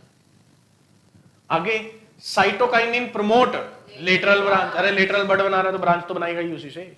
आगे promote nutrient mobilization from old leaf to, हाँ वो साइटोकाइनिन कह रहा है, अरे भाई पुराने वाले तुम आ जाओ, दे दो इनको, नए वालों को पहुंचा देते हैं। अब ज्ञान की बात, auxin promotes root, auxin promotes root को प्रमोट करता है, किसमें, इन, जब टिश्यू कल्चर करते हैं ना, अभी हम टिश्यू कल्चर पढ़ेंगे, अभी नेक्स्ट टिश्यू कल्चर पढ़ने वाले हैं। ऑक्सिन जो है, अगर कैलस में मैं ऑक्सिन को डालूंगा तो वो क्या प्रोवाइड करा देगा मुझे, रूट, और साइटोकाइनिन को डालूंगा तो वो क्या प्रोवाइड करा देगा मुझे, शूट। तो ये जो रूट और शूट है, क्या ये सीड से निकल रहे हैं क्या, नहीं, सीड तो था ही नहीं, मैं तो सेल लिया था, उस सेल को ही डिवाइड कराता रहा, कई सारे सेल बन गए, कैलस बन गया, उसी में से रूट फॉर्मेशन करवा रहा हूं। क्योंकि सीड में तो वो होता है ना रेडिकल, याद है, प्लूम्यूल से अगर निकले, क्या निकलते हैं प्लूम्यूल से, शूट, तो वो ओरिजिनल शूट कहलाती है। अगर और कहीं से भी निकल रही हो तो वो कैसी शूट कहलाएगी, एडवेंटिशियस। तो इसीलिए यहां पे एडवेंटिशियस, देखो यहां पे लिखा इन कैलस, ऑक्सिन किसको प्रमोट करता है, रूट को, और साइटोकाइनिन किसको प्रमोट करता है, शूट। तो जब हम अभी टिश्यू कल्चर पढ़ेंगे तो वहां पर हम ऑक्सिन और साइटोकाइनिन डालने वाले हैं एक डेफिनेट अमाउंट में, इनके रेशियोज फिक्स होते हैं कि कितने रेशियोज में इनको डालना है। क्लियर। अब ऑक्सिन हो गया, गिबरलिन हो गया, साइटोकाइनिन हो गया, इथाइलिन, इथाइलिन पे आते हैं, आसान है। Ethylene is only a gas hormone, discovery by cousins, discovery by cousin, इनकी डिस्कवरी किसने की थी, कजन्स ने। अच्छा, ऑक्सिन में कौन कौन आए थे, डार्विन, एफडब्ल्यू वेंट, और वो ह्यूमन यूरिन से एक्सट्रैक्ट हुआ लास्ट में। बात आई गिबरलिन की, गिबरलिन वाला ई कोरोजोवा। बात आई साइटोकाइनिन की, Skoog and Miller, Skoog and. बात आई इथाइलिन की, इथाइलिन कजन बाय कजन, कि कुछ कजन्स थे सर, नहीं कजन नाम है उसका, कजन पूरा नाम है, कजन पीछे लगा हुआ, वो इंग्लिश वाला कजन नहीं है यहाँ पे भाई, हाँ जी कजन्स थे। इसने एक चीज देखी कजन ने, कि जो राइपन्ड ऑरेंजेस हैं, जो ऑरेंज है जो पक गया, तो आपको पता है क्योंकि पक रहा है तो उसमें से क्या निकलती है, गैस। अगर आपने उसको, वो कह रहा है कि कुछ प्रोड्यूस करता है वोलेटाइल केमिकल, जो किसको प्रमोट कर रहा है, राइपनिंग ऑफ, राइपनिंग ऑफ, बनाना को राइप कर देता है। अरे ये इसको तो, कजन को तो बाद में पता चला, हमें तो पहले से ही पता था। अब देखिए पाइनएप्पल, अगर पाइनएप्पल नहीं पका होता तो घर वाले क्या करते हैं, उसको किसमें रैप कर देते हैं, न्यूज़पेपर में। न्यूज़पेपर में रैप करने से क्या होता है कि उसके अंदर से जो भी धीरे धीरे इथाइलिन निकल रही है वो ज्यादा कंसंट्रेशन हो जाती है, क्योंकि पैक कर दिया उसे।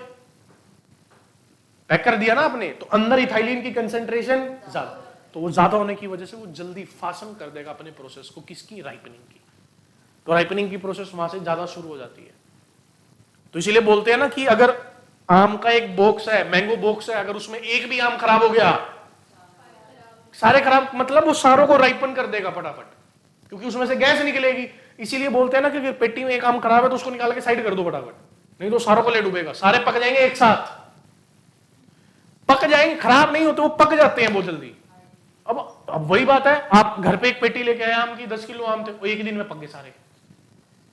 अब एक दिन खाने पर अगले दिन तो चले जाएंगे वो। तो आप चाहते हो ना कि धीरे धीरे पके, तो इसीलिए हम क्या करते हैं, उसमें से एक आम चूज करते हैं, ये पक गया, इसको निकाल लो, बाकी रख दो, वो धीरे धीरे पकते हैं। फिर डेली डेली आप एक एक दो आम निकालते रहिए और उसमें काम करते रहिए। अब हम बात करते हैं किसकी, बायो एसे की। बायो, देखिए जब भी मैं सीड लेता हूं ना, तो नॉर्मली सीड से क्या निकलता है, डाइकोट सीड में एक एपिकल हुक, जब ये ग्रोथ करता है तो एपिकल हुक निकलता है। इथाइलिन की बात कर रहे हैं। अब देखिए ये हॉरिजॉन्टल ग्रोथ हो सकती है इस एपिकल हुक की, और ब्रॉडनिंग हो सकती है इस एपिकल हुक की। एनसीईआरटी में मेंशन नहीं है ये चीज, ट्रिपल रिस्पॉन्स बायो ऐसे बोलते हैं, लेकिन हम इसको पढ़ें, पहले आगे पढ़ के आते हैं, फिर इस पे आते हैं। जैसे वो माल्टोज वाला था ना, ये भी समझ में आएगा, देखना। तो सबसे पहले साइट ऑफ सिंथेसिस कहां पे होगी, सेंसेस ऑफ फ्लावर और फ्रूट, क्योंकि मेनली इथाइलिन का काम राइपनिंग को छोड़ के बाकी जगह सब चीजों को इनहिबिट करना है, कि हटाओ, इनहिबिट करो ग्रोथ को, सेंसेस करो, निकालो इन सबको फटाफट। प्रिकर्सन कौन है इसका, मिथ्योनिन अमाइनो एसिड, जो कि क्या प्रोवाइड करवाता है मुझे, इथाइलिन। क्या प्रोवाइड कराएगा, इथाइलिन। अब देखिए एग्जांपल इथाइलिन का जो हमारे को मार्केट में अवेलेबल है वो कौन है, इथोपोन। इथोपोन एक्वस फॉर्म ऑफ, आपने एक चीज देखी होगी, जैसे कि आम वगैरह होते हैं ना, जब इनको आप मार्केट से लेके आते हैं तो बोलते हैं ना इन पे मसाला लगा हुआ है पकाने के लिए, मसाला लगता है ना। वो तो कहीं पहले तो कैल्शियम कार्बाइड का यूज होता था, कैल्शियम कार्बाइड को जब वो गर्म करते थे ना तो ये गैस निकलती थी, कौन सी, इथाइलिन, पुराने टाइम पे। लेकिन आजकल किसका यूज करते हैं, इथोपोन का। अब वो मसाला बैठ के क्या वो चम्मच से मसाला लगाते हैं क्या उसके ऊपर, एक टप लेंगे, पानी भरेंगे और उसमें क्या डाल देंगे, इथोपोन। इथोपोन क्या बना लेता है उसमें जाके, इथाइलिन। मैंगो उठाया, उसमें डिप किया, रख दिया, डिप किया, रख दिया, उसके ऊपर इथाइलिन आ गया, वो धीरे धीरे रिलीज होगा, वो पकेगा। इसलिए वो जो आप है जल्दी पकाना है ना, बिल्कुल पीछे से तो अब देखो जहां से मैंगो आ रहे हैं वहां से तो बिल्कुल ग्रीन आते हैं, वो कच्चे आते हैं, यहां आके पकाने पड़ते हैं उन्हें, क्योंकि अगर यहीं पे पके, वहीं से पके पकाए डाल दिए तो 10 दिन तो मान लो उनकी ट्रांसपोर्टेशन है, तो यहां आते आते तक तो काम हो जाएगा उसका। इसीलिए इथोपोन का यहां पे यूज करते हैं, जब उनको बेचना है, भाई आज बेचो, वही कल माल तो आ गया, तो इथोपोन में लगा देंगे। बनाना में भी यूज करा जाता है इथोपोन, इतने कौन, हाँ हम खा नहीं सकते ना इन्हें, इसीलिए बोलते हैं कि धो के खाइए। हाँ, तो role of ethylene, promote fruit ripening, क्या करता है, increase rate of, increase carbon dioxide production, क्योंकि रेस्पिरेशन ये करेगा तो कार्बन डाइऑक्साइड तो निकालेगा ही बाहर। प्रमोट एब्सीजन, फ्लावर का, फ्रूट का और लीफ का। Break seed dormancy in peanut, क्योंकि सीड जो है वो डोरमेंट हो जाते हैं कई बारी, अब उनको क्या करना है कि फटाफट ग्रोथ कर भाई, तो किस में डालते हैं, इथोपोन में, तो पक जाएगा जल्दी, राइपन हो जाएगा, काम कर देगा। ब्रेक बड डोरमेंसी इन पोटैटो ट्यूबर, क्योंकि याद करो कि अगर पोटैटो की बात करें तो उसमें से जो स्टेम बाहर, ये खुद ही स्टेम होती है, तो जो उसमें से हमारी लीव्स बाहर निकलेंगी, नया प्लांट बाहर निकलेगा, वो कहां से निकलता है, आईज में से पोटैटो की। जो पोटैटो आप खाते हैं उसमें ऐसे छोटे छोटे आईज होती है ना, उसी आईज में से बाहर निकलता है, और उसकी बड की डोरमेंसी होती है, उसको कौन ब्रेक डाउन करता है, इथाइलिन। कौन ब्रेक डाउन करेगा, ethylene. In rice plant in under water, ethylene dissolved in and concentration of ethylene is and underwater part of plant is increase उसकी इंटरनोड लेंथ में करवा दिया जाएगा। इंटरनोड लेंथ इंक्रीज करवा दी जाती है राइस की इससे। अब सर इंटरनोड में तो वो काम कर रहा था गिबरलिन, लेकिन राइस में ये काम करता है। Promote root hair growth, increase surface area for absorption, same villi की तरह। आगे promote flowering and fruit development in, लो जी पाइनएप्पल में आ गए। पाइनएप्पल में फ्लावरिंग कौन प्रमोट करता है? Auxin and ethylene. लेकिन फ्रूट कौन प्रमोट करता है? इथाइलिन। ऑक्सिन नहीं करता, वो फ्लावरिंग के लिए है। आगे फ्रूट डेवलपमेंट इन इथोपोन आपने पढ़ लिया, aqueous form of ethylene. Role क्या है? Flowering of fruit in apple and tomato. Promote female flower in cucumber. Cucumber में ये फीमेल फ्लावर को प्रमोट करता है। ये एनसीईआरटी की लाइन है। Flowering of fruit in